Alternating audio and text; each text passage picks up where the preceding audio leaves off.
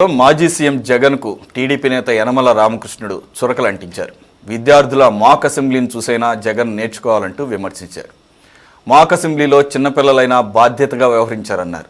ఓ ప్రజాప్రతినిధిగా జగన్ ఏది ముఖ్యమో తెలుసుకోవాలని, సభకు హాజరై చర్చించడం ముఖ్యమని ఆయన ఇప్పటికైనా కూడా గ్రహిస్తే మంచిదని హితవు పలికారు. యనమల చేసిన ఈ కామెంట్స్ కూడా చర్చనీయాంశమయ్యాయి. అలాగే లోకేష్ విమాన ప్రయాణాలపై వస్తున్న వార్తలను తెలుగుదేశం పార్టీ ఖండించింది. లోకేష్ తన పర్యటనలకు సొంత ఖర్చే వినియోగిస్తున్నారని స్పష్టం చేసింది. కొంతమంది అవాస్తవాలు ప్రచారం చేస్తున్నారని, ఈ విషయం సమాచార చట్టం ద్వారా వెల్లడైందని కూడా పేర్కొంది. దీనికి సంబంధించిన వివరాలు కూడా ఎక్స్లో పోస్ట్ చేసింది. బ్రీఫ్గా మాట్లాడుకుందాం. ఇది నేను ఎందుకు క్లబ్ చేయాల్సి వచ్చిందంటే, నిన్న మాక్ అసెంబ్లీ పిల్లలు చాలా ముచ్చటగా కాన్స్టిట్యూషన్ డేని అద్భుతంగా అసెంబ్లీ ప్రొసీడింగ్స్ని టెక్నికల్గా కూడా కళ్ళ కట్టినట్టు చూపించారు.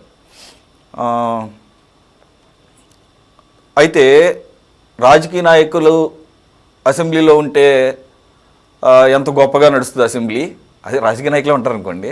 కానీ వీళ్ళు పిల్లలు కదా, వీళ్ళకి ఇంకా రాజకీయాల గురించి తెలియదు.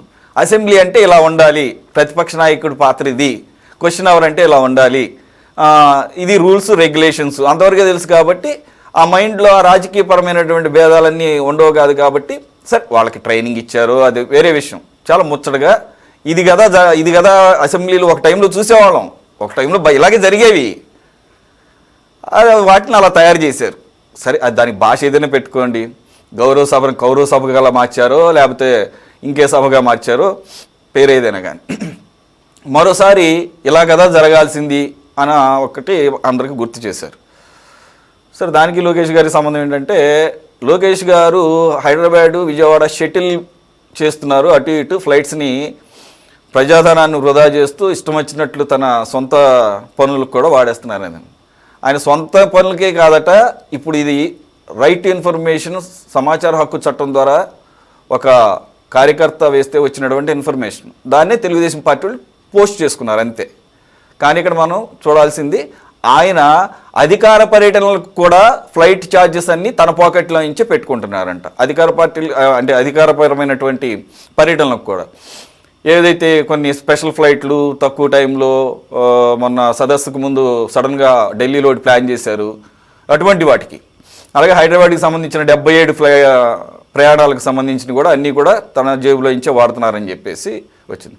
సో ఇక్కడ నేనేమన్నానంటే, ఆయనకి ఏదో పూర్తిగా సర్టిఫికేట్ ఇవ్వడం నా ఉద్దేశం కదా. ఈ ఒక్క విషయంలోనే రాజకీయ నాయకులందరూ కూడా ఇలాగ ఉండాలి, ప్రజాప్రతినిధులు మంత్రులు అందరూ ఇలా అని కాదు. ఎందుకంటే వాళ్ళు ప్రభుత్వ పనుల మీద చేస్తున్నప్పుడు వాడుకోవచ్చు, అది ఆయన ఇష్టం, ఆయన పెట్టగలుగు కాబట్టి పెట్టుకున్నాడేమో. కానీ కనీసం సొంత పనులకైనా కానీ ప్రభుత్వ ధనాన్ని వృధా చేయకూడదు అన్న విషయంలో, ఈ ఒక్క విషయంలో మాత్రం కొన్ని విలువలను పాటిస్తే ఏంటంటే, అది ప్రజలు వాటిని అబ్జర్వ్ చేస్తుంటారు, గ్రహిస్తుంటారు.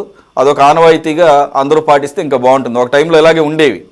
గతంలో పుచ్చలపల్లి సుందరయ్య గారు లేకపోతే ఇంకా చాలామంది పేర్లు గుర్తు రావట్లేదు, కానీ ఇటువంటి వారందరూ ఈ మొత్తం ఒక్క ఆంధ్రప్రదేశ్లోనే కాదు, దేశవ్యాప్తంగా తమిళనాడులో కూడా పాత తరం రాజకీయ నాయకులు కానీ, ముఖ్యమంత్రులుగా చేసిన వాళ్ళు కానీ, ఆఖరికి లాల్ బహదూర్ శాస్త్రి లాంటి వాళ్ళు ప్రధానమంత్రిగా చేసినా కానీ వాళ్ళు ఎవరికి కూడా ఆస్తులు ఏం కూడబెట్టుకోలేదు, అప్పులే మిగిలినాయట.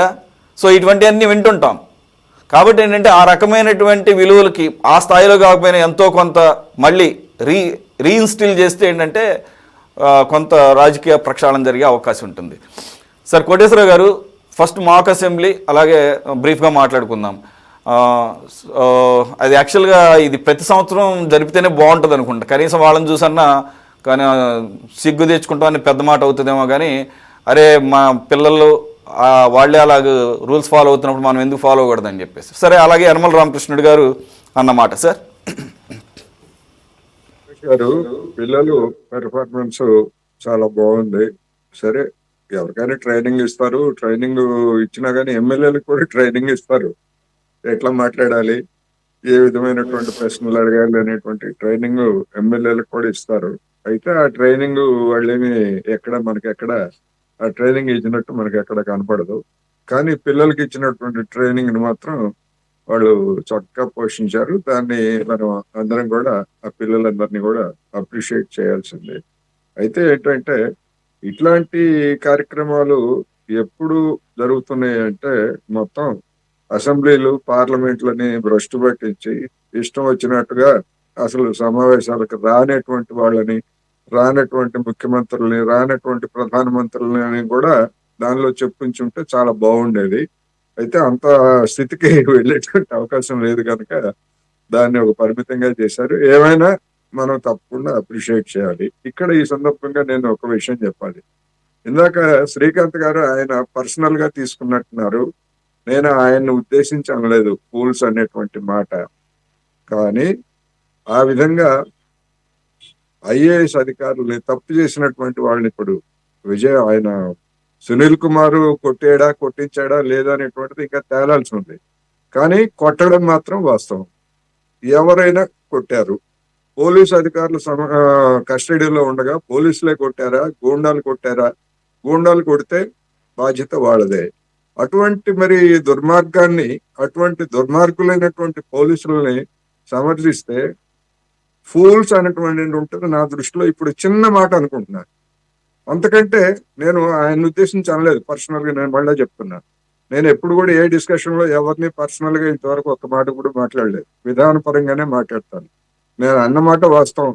ఆ విధంగా సమర్థించేటువంటి వాళ్ళని ఫూల్స్ అనాలని. కానీ ఇప్పుడు చూస్తా ఉంటే ఇంకా పెద్ద మాట వాడాల్సి వస్తుంది అన్నట్టుగా అనిపించింది. ఏమైనా పర్సనల్ గా తీసుకోక్కర్లేదు. నేను కూడా భవిష్యత్తులో జాగ్రత్తగానే మాట్లాడతాను. ఫూల్స్ బదులు ఫూలిష్నెస్ అంటాను. దానికి ఎవరైనా ఏమన్నా అనుకోవచ్చు అనేది ఈ సందర్భంగా నేను చెప్పదలుచుకున్నాను. సో శ్రీకాంత్ గారు, ఒకటి పిల్లల మాక్ అసెంబ్లీ, అందరూ ఏమంటున్నారంటే వెంటనే మీ పార్టీ వాళ్ళు గుర్తొచ్చారు. అయ్యో అసలు అక్కడ ప్రతిపక్షం చక్కగా పిల్లలు ఆ పాత్ర పోషించారు. వాళ్ళు కొన్ని ఇరుకుని పెట్టే ప్రశ్నలు కూడా వేశారు. నిజంగా చెప్పాలంటే మంత్రులు కూడా కొద్దిగా రెలవెంట్గా చెప్పని సందర్భాల్లో వాళ్ళు కౌంటర్లు వేశారు. అలాగే అన్నీ చూపించారు, అన్ని యాక్టివిటీస్. ఆఖరికి పోడియం దగ్గరికి వెళ్ళటం, అలాగే మార్షల్స్ను ఎలా ఉపయోగిస్తారు, ఒక సభ్యుడిని బయటికి తీసుకువెళ్ళటం. మరి మీరు కూడా అక్కడ ఉండాలి కదా, ఆ పాత్ర లేకుండా పోయింది కదా. ఇప్పటికైనా ఏమన్నా పునరాలోచించుకుంటారా? మొత్తానికి ఈ కార్యక్రమాన్ని అద్భుతంగా డిజైన్ చేసి ఆలోచన కార్యక్రమం ఇచ్చినటువంటి చాగంటి కోటేశ్వరరావుకి చాలా ధన్యవాదాలు తెలపాలి. ఎందుకంటే వారు ఇచ్చారు ఈ కార్యక్రమాన్ని. వారు ఇచ్చినారు కాబట్టి, వారు ఇవ్వకుండా వీరు చేసింటే 163 మందినే పెట్టేవారు. వారు ఇచ్చారు కాబట్టి 175 మందిని అక్కడ పెట్టగలిగారు వీరు. కానీ పిల్లలు అద్భుతంగా ప్రసంగించారు. కానీ ఒకటి సురేష్ గారు, మాక్ అసెంబ్లీ అనేది విద్యార్థులకు రాజ్యాంగం, పార్లమెంటరీ పద్ధతులు, చట్టసభ నిర్వహణ తీరుపై అవగాహన కల్పించేందుకు ఉద్దేశించినటువంటి కార్యక్రమం. కానీ ఈ కార్యక్రమాన్ని రాజకీయం వైపు తీసుకెళ్లారు. అంటే వారు రాజకీయ నాయకులు లేకుండా ఉంటే బాగుండేది, పిల్లలు ఒకటి ఉంటే బాగుండేది. వారి యొక్క స్పీచ్ల్లో స్పీకర్ మాట్లాడినటువంటి అయితేనేమి, మిగతా వాళ్ళందరూ మాట్లాడినటువంటి అంశాలలో రాజకీయం వైపు తీసుకెళ్లారు. ఈ పిల్లలకు, పసికందులకు వాళ్ళ యొక్క ఈ యొక్క మంచి అవగాహన కార్యక్రమము, రాజ్యాంగము, ఈ చట్ట సభలు అనేటువంటివి విలువలు తెలిపే విషయములు వీరు అక్కడ ఉండకుండా ఉంటే మరీ బాగుండేది. వారికి వదిలిపెట్టింటే బాగుండేదన్న అంశము ప్రతి ఒక్కరికి తెలిసిన విషయమే. ఇంకొకటి, లోకేష్ గారి ప్రత్యేక విమానానికి వస్తే దాదాపు లోకేష్ గారు 17 నెలల్లో 83 సార్లు ప్రత్యేక విమానంలో ప్రయాణించారు. 83 సార్లు. దీంట్లో 2 సార్లు మాత్రమే ప్రజలకు ఉపయోగకరంగా ఉన్నవి 2 సార్లు మాత్రమే. అది ఏదంటే, నేపాల్లో చిక్కుకున్నటువంటి మన ఆంధ్రప్రదేశ్ వాసులను సురక్షంగా తిరిగి ఇక్కడికి చేరించడానికి, మరియు గుంటూరులో బ్రెయిన్ డెడ్ అయినటువంటి ఒక మహిళకు అవయవాలను తరలించడానికి మాత్రమే ఈ యొక్క మిగతాది ఉపయోగపడింది. ఇంకా 81 సార్లు అనేది వారు, ఎందుకంటే ఇప్పుడు ముఖ్యంగా ముఖ్యమంత్రి గారికి ఏ ఇచ్చినా ఎన్ని సార్లు పోయినా మేము ఎవరు ప్రశ్నించము. ముఖ్యమంత్రి గారికి ఆ యొక్క అర్హత ఉన్నది. కానీ మంత్రులు ఇద్దరికి, డిప్యూటీ మంత్రి అనే రాజ్యాంగంలో లేని పదవిని చెప్పుకుంటున్న మంత్రికి, పవన్ కళ్యాణ్ గారికి కానీ లోకేష్ గారికి కానీ ఈ యొక్క 80 సార్లు ఎందుకు పోయారు అనేది ఒక ఆర్టీఏ కింద వచ్చిందన్నారు. ఇదే విధంగా పవన్ కళ్యాణ్ గారు ఎన్నిసార్లు తిరుగుతున్నారు, వారు కూడా దాదాపు 90 సార్లు 96 సార్లు తిరిగారు. వారిని కూడా ఆర్టీఏ నుంచి బయటకు వచ్చి వారిని కూడా స్పష్టం చేయాల్సిన, ప్రజలకు తెలియపరచవలసిన అవసరం ఈ మీ టీవీ ద్వారా ఉన్నది. ఎందుకంటే ప్రజలందరూ కూడా ఇది ఒక మన రాష్ట్రంలో ఉన్నటువంటి ప్రజల సొమ్మును దుర్వినియోగం చేస్తున్నారు, ఒకరికి ముగ్గురు తిరిగి. ఈ విధానాన్ని ఇప్పుడు లోకేష్ గారు ఎంత మాత్రం వచ్చిందో ఆ ఆర్టీఏ కింద మనం చూడలేదు. అది చూసిన తర్వాత దాన్ని మరొకసారి చర్చించుకోవాల్సిన అవసరం ఉంది. చర్చిద్దాం. వారు ఇప్పటికి తిరిగిన 83 సార్లలో 2 సార్లు మాత్రమే ప్రజల కోసం కూడా ఏదేమైనా పర్పస్ ఏంటనేది ఇప్పుడు అవన్నీ ఎవరికి గుర్తుండవు, కానీ మొత్తానికి అయితే మీరు ఏదైతే ఎలిగేషన్ పెట్టారో ఆ ఎలిగేషన్ కి కూడా సమాధానం వచ్చేసింది. నేషనల్ మీడియాలో కూడా ఆల్రెడీ వచ్చింది, నంబర్తో సహా 77 సార్లు స్పెషల్ ఫ్లైట్లు అయితే వాటన్నిటికీ ఆయన జేబుల నుంచి పెట్టుకున్నారంట. కాబట్టి మీరు ఏం కంగారు పడకండి, ప్రజాధనం ఏం వాడలేదంట. రెండో పాయింట్ ఏంటంటే, మీరు అన్నారే రాజ్యాంగంలో లేనటువంటి, రాజ్యాంగబద్ధ పదవి కానటువంటి డిప్యూటీ సీఎం అని చెప్పుకుంటున్నా కాదు, మీరైతే 5గురు మరి మీరు 5గురిని పెట్టారు డిప్యూటీ సీఎం, మర్చిపోకండి. నేనేమంటానంటే, మీరు పదవి గురించి మాట్లాడారు కాబట్టి పదవి గురించే మాట్లాడుతున్నాను, ఓకేనా? కాబట్టి what goes around comes around అని చెప్పేసి ఒకేళ్ళు అటు పెడితే ఇటు 4 ఏళ్ళు మీకు చూపిస్తుంటే, మీరు నిజంగా 4 చూపించారు అక్కడ, మీరు 1 అన్నారు, మీకు 5 చూపిస్తున్నాయి అక్కడ వెనక్కి. కాబట్టి అండి చూసుకోండి, ఎక్కువ సమయం లేదు. సాహిబ్ గారు, మీరు అక్కడ వాళ్ళు కనుక లేకపోయి ఉంటే ఇంకా బాగుండేదంట. స్పీకర్ గారు కానీ, అక్కడ మంత్రులు గారు కానీ, ముఖ్యమంత్రి లోకేష్ గారు మీరు లేకపోయి ఉంటే బాగుండేది అనేది.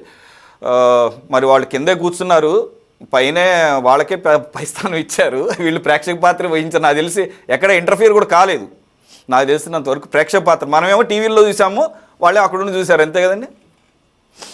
సురేష్ గారు, ఇక్కడ కొన్ని అంశాలు ఉంటాయి అనవసరంగా. దీంట్లోకి వైఎస్ఆర్ కాంగ్రెస్ ప్రతినిధి శ్రీకాంత్ గారు చాగంటి కోటేశ్వరరావు గారిని తీసుకొచ్చారు.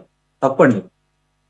ఆయన కేవలం ఆ రోజు వ్యాఖ్యలు చేసింది తల్లిదండ్రులతో పిల్లలు ఏ విధంగా ఉండాలి అనేటువంటి చెప్పిన వ్యాఖ్యలను కూడా వాళ్ళు వైకాపా వాళ్ళు వాళ్ళ సోషల్ మీడియాలో ట్రోల్ చేస్తున్నారు. మంచిని మంచిగా తీసుకోండి దయచేసి. ఏదైనా కానీ ఒక ఇష్యూ వచ్చినప్పుడు దాని మీద మేధావులు డిస్కషన్ చేస్తూ ఉంటారు. ఆయన రూపాయి ఖర్చు లేకుండా, ప్రభుత్వం దగ్గర నుంచి రూపాయి తీసుకోకుండా ఆయన గౌరవ సలహాదారు పిల్లలను మమేకం చేస్తున్నారు. లేదులే, మీ యాటిట్యూడే డిఫరెంట్ గా ఉంది. నేనేమంటానంటే, క్షమించాలి, నేను ఒక మాట అంటున్నా, పందికి పాండ్స్ పౌడర్ వాసన ఏం తెలుస్తుంది అన్నట్టు మాట్లాడద్దు దయచేసి. నేనేమంటానంటే, కొన్ని విలువలు ఉంటాయండి. లోకేష్ గారు ప్రజావేదిక అనేటువంటి ఒక కార్యక్రమాన్ని పెట్టారు. నాకైతే తెలీదు, నేను ఇంకా ప్రభుత్వం ఆర్గనైజేషన్ అంటే చాగంటి కోటేశ్వరరావు గారు సలహా ఇచ్చారని చెప్పేసి శ్రీకాంత్ గారు అంటున్నారు. నాకు తెలీదు.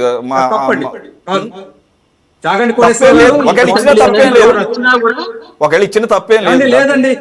అవాస్తవాన్ని వాస్తవం చెబుతారు, ఎందుకు లేదు? మీరు మీ ఎవరో క్రెడిట్ ఎందుకు తీసుకుంటారు? ఎవరు అరే ఆగండి శ్రీకాంత్ గారు, ఒక్క నిమిషం ఆగండి, ఆయన మీరు ఆగండి స్వామి. నేనేమంటానంటే, చాగంటి కోటేశ్వర గారు ప్రభుత్వంలో భాగం అండి, ఆయన సలహాదారు. ఆయన చెప్తే నాకు తెలీదు, ఆయన కాదని చెప్తున్నాడు కదా. ఏంటో వినండి, మీరు ఇద్దరు తర్వాత చెప్తారు కానీ, లేకపోతే పక్కన ఇంకా కోటేశ్వర గారు ఉన్నారు, బాజీ గారు ఉన్నారు, క్లారిటీ ఇస్తారు. లేదంటే కనుక తర్వాత చూద్దాము, ఏముంది దాంట్లో, ప్లీజ్. సురేష్ గారు, ప్రజావేదిక అనేటువంటి కార్యక్రమాలు జరుగుతుంది. అక్కడ చిన్నపిల్లలు పిలిచి చంద్రబాబు గారు, లోకేష్ గారు డ్రగ్స్ వద్దు బ్రో అనేటువంటి కార్యక్రమాన్ని పెట్టినప్పుడు ఒక పిల్లవాడు ఏమన్నాడంటే, సార్ మాకు అందరికి కూడా అసెంబ్లీ ఎట్టుండిద్దో చూడాలి, అసెంబ్లీలో ఆ సభ్యులు మాట్లాడుకునే విధం చూడాలండి, మాకు అవకాశం కల్పించమంటే ఈయనకు ఒక ఆలోచన వచ్చింది. పిల్లలతోనే 175 నియోజకవర్గాల నుంచి ప్రభుత్వ పాఠశాలల్లో ప్రతిభావంతులైనటువంటి విద్యార్థులను ఒక్కొక్కళ్ళని నేర్కొని వాళ్ళ చేత ఒక మాక్ అసెంబ్లీ పెట్టించేసి పాఠశాల శాసనసభలాగా పెడితే ఎలా ఉండిద్ది అనేటువంటి ఈ కూడా సెట్టింగ్ వేసి పెట్టారండి. ఈ సెట్టింగ్ వేసి పెట్టి వాళ్ళందరినీ కూర్చోబెట్టి కొంత తర్ఫీదు ఇచ్చిన మాట వాస్తవం. వాళ్ళకి ఏ విధంగా మాట్లాడాలి ఏంటి, శాసనసభలో ఏ విధంగా అక్కడ ఉన్నటువంటి స్పీకర్ గారు ఏ విధంగా ఉంటారు, మంత్రులు ఏ విధంగా ఉంటారు, ఇవన్నీ చూసాం, వాళ్ళకి నేర్పారు. దీంట్లో ఏంటంటే 26 మంది మంత్రులుగా, ఒక సీఎం గారు, అదేవిధంగా డిప్యూటీ సీఎం, దీనితో పాటు ప్రొటెన్ స్పీకరు వాళ్ళ యొక్క యాటిట్యూడ్ పిల్లలతో విజన్ గా చేపించారు ఒక డాక్యుమెంటరీగా. దీంట్లో మనం గమనించాల్సింది ఏంటంటే, పిల్లలు అక్కడికి వచ్చిన తర్వాత ప్రజా సమస్యల మీద ఏ విధంగా స్పందించాలి, ప్రజా సమస్యల మీద వాస్తవానికి జరుగుతున్నటువంటి అంశాలు ఏ విధంగా స్పీకర్ గారి దృష్టికి తీసుకెళ్లాలి, 0 అవర్స్ ని ఏ విధంగా ఉపయోగించుకోవాలి, ప్రశ్నోత్తరాల సమయంలో వాళ్ళకు వచ్చినటువంటి అవకాశాన్ని ఆ ప్రాంతంలో ఉండేటువంటి ఎమ్మెల్యేలు ఏ విధంగా ఉపయోగించుకోవాలనే దాని మీద చాలా చక్కగా వివరించారు, అద్భుతంగా. వాస్తవంగా ఇందాక మీరు అన్నారు, నిజమైనటువంటి ఎమ్మెల్యేలు కూడా దీన్ని చూసి నేర్చుకోవాలంట నేను. అది ఏ పార్టీలో అయినా కానీ. ఎందుకంటే వాళ్ళ విధానం, వాళ్ళు మాట్లాడే పద్ధతి అద్భుతంగా ఉంది. ఒకానొక సందర్భంలో స్వాతి అనేటువంటి ఆ పాపని ఆ స్పీకర్ గా వచ్చినప్పుడు చంద్రబాబు గారు వీళ్ళందరూ లేచి నుంచున్నారండి. అంటే యాజ్ ఇట్ ఈస్ గా ఏ విధంగా నిజమైనటువంటి అసెంబ్లీలో జరుగుతాయో అదే విధంగా సెషన్ జరిగింది అక్కడ. ఆయన కూడా గౌరవంగా వస్తా సభాపతి కుర్చీకి కుడి ఎడమలు ఉండవు అంటూ అద్భుతమైనటువంటి సభాపతిగా ఆమె స్వాతిని ఏకగ్రీవంగా ఎన్నుకోవటం, అందరూ ఆమెను ఏకగ్రీవంగా ఎన్నుకున్నప్పుడు అందరూ లేచి నిలబడటం, ఇవన్నీ కూడా ప్రజలు ఆకట్టుకున్నాయి. దీంతో పాటు ఇక్కడ గమనించాల్సినటువంటి అంశం ఏంటంటే రాజ్యాంగాన్ని, సభా విలువలకు ఏ విధంగా ఆపాదించాలి, వాటిని ఏ విధంగా కాపాడాలి, ప్రస్తుతం జరుగుతున్నటువంటి విధానాలు ఏంటి, ఆ వ్యవహారాలన్నీ కూడా కళ్ళకు కట్టినట్టు చూపించారు. దీంట్లో డిప్యూటీ సీఎం గా వైజాగ్ చెందినటువంటి కోడి యోగి అనేటువంటి ఆ కుర్రవాడు అద్భుతంగా బ్రహ్మాండంగా మాట్లాడాడు. దాంతో పాటు ఐటీ శాఖ మంత్రులుగా ఒక కుర్రవాడు అద్భుతంగా ప్రశ్నలు వేస్తున్నాడు. ఆ విధంగా సభాపతిని ఆకట్టుకున్నాడు. ఇక్కడ రెండో అంశం, మూడో అంశం అన్ని చూసాం మనం. అంటే దీనివల్ల మనకి ఏమర్థం అవుతుందంటే సామాన్యమైనటువంటి గవర్నమెంట్ స్కూల్లో చదువుకునేటువంటి పేద పిల్లలకు ఒక అవగాహన కార్యక్రమం. ఇది పెట్టిన ముఖ్య ఉద్దేశం కూడా ఏంటంటే దీని ద్వారా రాజకీయ నాయకులు కూడా ఈ విధంగా తెలుసుకోవాలి అనే విధంగా ఈ సభను నిర్వహించారు అనటంలో ఎటువంటి అతిశక్తి లేదు. దీంతో పాటు చాలా సందర్భాలు ఏ విధంగా సభలో ప్రశ్నోత్తరాలు అడగాలి, మంత్రులు ఏ విధంగా సమాధానం చెప్పారు, ఆ మంత్రులు చెప్పినటువంటి సమాధానానికి ప్రతిపక్ష పార్టీలో ఉన్నటువంటి సభ్యులు ఏ విధంగా సమాధానం చెప్పారో కూడా మనం చూసాం. ఒకనొక సందర్భంలో అక్కడ ఉన్న వాళ్ళందరూ కూడా పిల్లల్ని చాలా అభినందించారండి. ఎందుకంటే వాళ్ళు నిజంగా ప్రజాప్రతినిధుల కన్నా బ్రహ్మాండంగా మాట్లాడారండి. అక్కడ ఆ ప్రశ్నలు కూడా భాష కూడా వాళ్ళు మాట్లాడిన భాష అందరినీ ఆకర్షించారు. ఇక రెండో అంశానికి వస్తా. ఏదైతే గత ప్రభుత్వంలో జగన్మోహన్ రెడ్డి గారు 29 సార్లు ఢిల్లీ స్పెషల్ ఫ్లైట్లు వెళ్ళారు. మేము ఈ రోజు క్వశ్చన్ చేయలే. మేము క్వశ్చన్ చేసింది ఏంటంటే అయా గౌరవ ముఖ్యమంత్రి గారు మీరు అక్కడికి వెళ్ళి ఏం మాట్లాడారో ఒక ప్రెస్ నోట్ చేయండి, లేదా ఒక ప్రెస్ పెట్టండి అన్నాం. పెట్లా. రెండో అంశం చెప్పండి, ముఖ్యమంత్రి గురించి మాట్లాడతాం ఏమండి? మంత్రుల గురించి చెప్పండి, ముఖ్యమంత్రి గురించి ఎందుకు మాట్లాడతారు? మీకేమైనా ప్రాబ్లం ఏమైనా ఉందా? మీకేమైనా ప్రాబ్లం ఉన్నట్టుంది, నీకే ఏదైనా వినికిడి ప్రాబ్లం ఉన్నట్టుంది కొద్దిగా. మంత్రులు సరే, ముఖ్యమంత్రులు ఎన్నిసార్లు అయినా తిరగచ్చు, మంత్రుల గురించి మాట్లాడవా అని చెప్తున్నా నీకు నేను. మంత్రులు లోకేష్ గారి గురించి, మంత్రులు పవన్ కళ్యాణ్ గారి గురించి ఆగండి. పవన్ కళ్యాణ్ గారు డబ్బుల విషయంలో, ఖర్చుల విషయంలో ఆయన ఎంత బాధ్యతగా ఉంటాడో ఆయన మీకోసం ప్రత్యేక ప్రూవ్ చేసుకోవాల్సిన అవసరం లేదు. దీని మీద కూడా క్లారిటీ వస్తుంది. నిన్నటి వరకు లోకేష్ అన్నారు, ఇప్పటి వరకు లోకేష్ అన్నారు. ఒక నిమిషం ఆగండి. లోకేష్ క్లారిటీ వచ్చిందిగా, కాస్త ఓపి పట్టండి. ఆయన అధికారంలో లేనప్పుడే, ఆయన ఎమ్మెల్యేగా లేనప్పుడే ఒక్కొక్క రైతుకి ₹1,00,000 చొప్పున ఆత్మహత్య చేసుకున్నాడు, ఖర్చు పెట్టాడు. పదవి తీసుకున్న తర్వాత శాలరీ తీసుకొని అన్నాడు. ఆయన కూడా వస్తుంది. ఆగండి. ఇప్పుడు ఎవరు శాలరీ, ఇప్పుడు జగన్మోహన్ రెడ్డి గారు కూడా శాలరీ తీసుకోలేదు. గుర్తుపెట్టుకోవాలి, చాలా మంది ఉన్నాం, నేను కూడా తీసుకోలేదు. ప్రభుత్వ సలహాదారులు కూడా నేను కూడా తీసుకోలేదు శాలరీ. 3,25,000 ఉన్నా నేను తీసుకోలేదు. మీ సంగతి నాకు తెలియదు.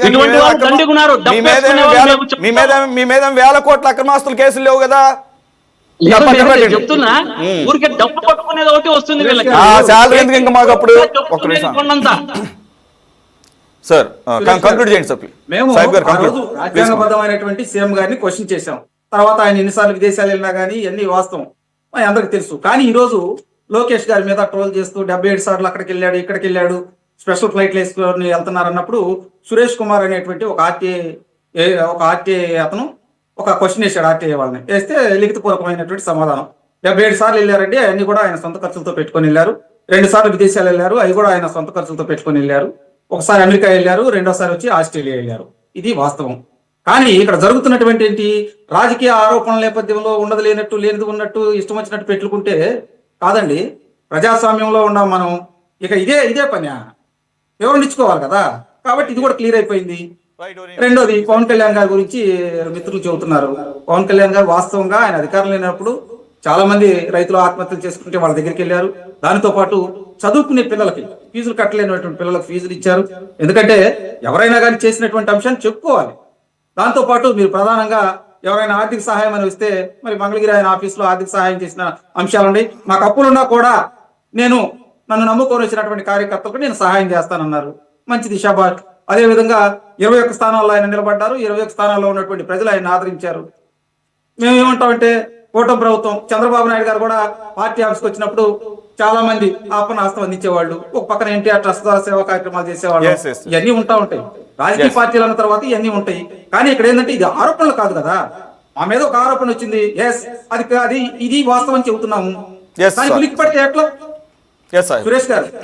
యా. అంతేగాని ఇక్కడ మనం ఒకటి మంచి సజావుగా ఒక డిబేట్ జరుగుతుంది. కొన్ని అంశాలు ఏమైనా లోపాలు ఉంటే మాట్లాడుకోవాలి. ఒకళ్ళ మీద ఒకళ్ళు మాట్లాడుకొని వినిపించుకోవడం చేస్తే దానికి అర్థమే ఉందండి. Point taken. సార్ బాజీ గారు ప్లీజ్ కంక్లూడ్. నేను యాక్చువల్గా ఈ లోకేష్ గారిది ఈరోజు ఆర్టీఐది విన్నప్పుడు నాకు ఆయన గతంలో మాట్లాడి కొన్ని గుర్తొచ్చినాయి. సాక్షి పేపర్ మీద ఆయన పరువు నష్టం దావా కేసు ఒకటి నడుస్తోంది, సాక్షి మీడియా మీద. దాని మీద అనేక వాయిదాలకు ఆయన వైజాగ్కి వెళ్ళొస్తూ ఉన్నాడు.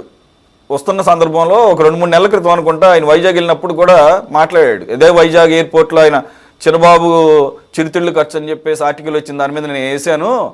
నేను ఆఖరికి ఈరోజు వాయిదాకు కూడా నా సొంత డబ్బులతో, నా సొంత ఖర్చులతో వచ్చాను. నేను మినిస్టర్ అయ్యుండి కూడా ఇప్పుడు, అలాగే కాఫీ ఖర్చు కూడా నేనే పెట్టుకుంటాను.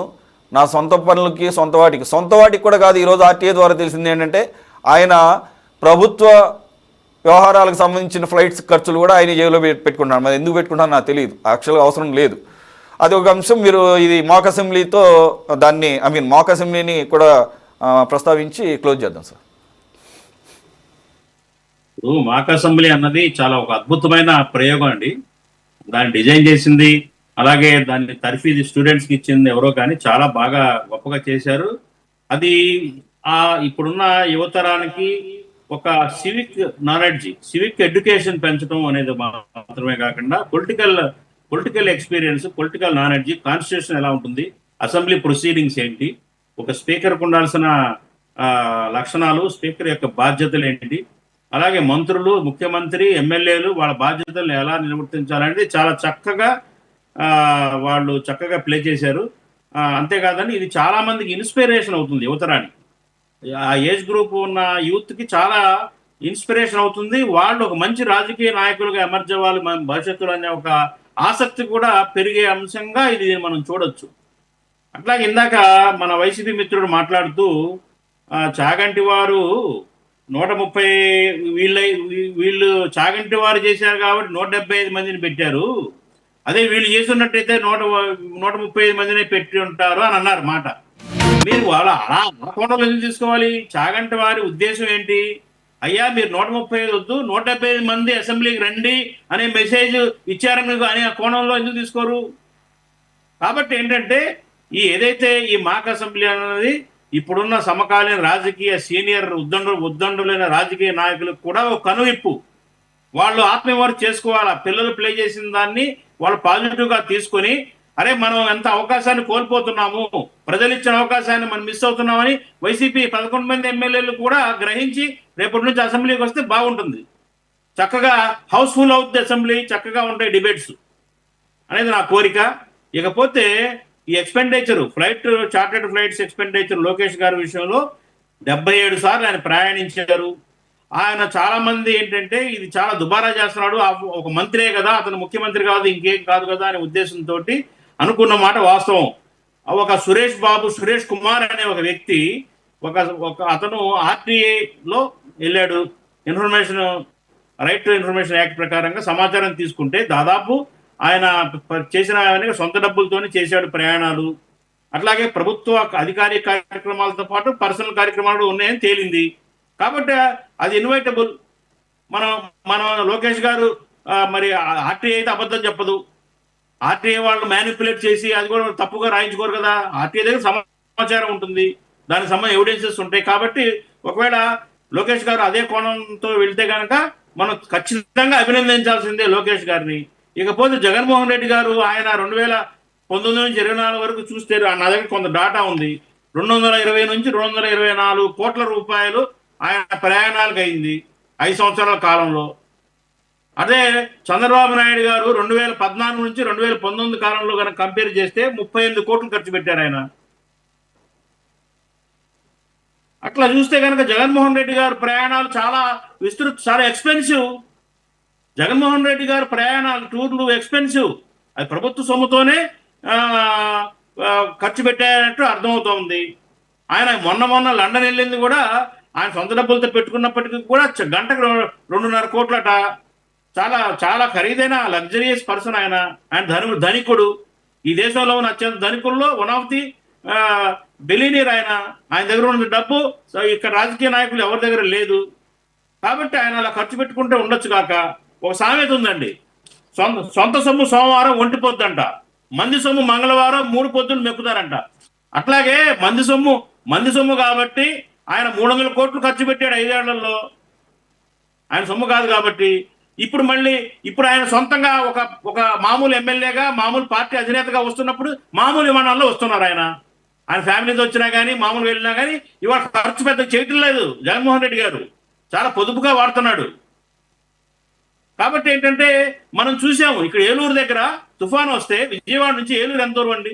తుఫాను వచ్చి పంట పొలాలు చూడటానికి ఈయన గన్నవరం నుంచి ఏలూరు మధ్యలో పొలాల వరకు కూడా హెలికాప్టర్లో వెళ్ళారు. ఆయన రోడ్డు ప్రయాణాలు చాలా తక్కువగా చూశారు. కావాలంటే ఇంకోసారి టైం లేదు కాబట్టి ఇంకొక డిబేట్ పెట్టండి. ఆయన 5 ఏళ్ల కాలంలో ఎన్ని కిలోమీటర్లు రోడ్డు ప్రయాణం చేశాడో నేను తీసుకొస్తాను సమాచారం.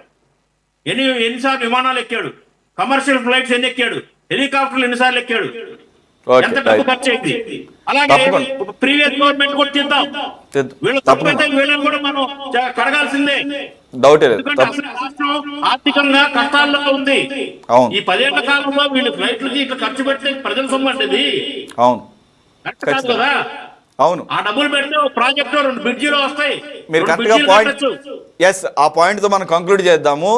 ఇదే పాయింట్ని పవన్ కళ్యాణ్ గారు తన బాధ్యతలు స్వీకరించిన కొత్తలో శాలరీ గురించి కూడా మాట్లాడాడు.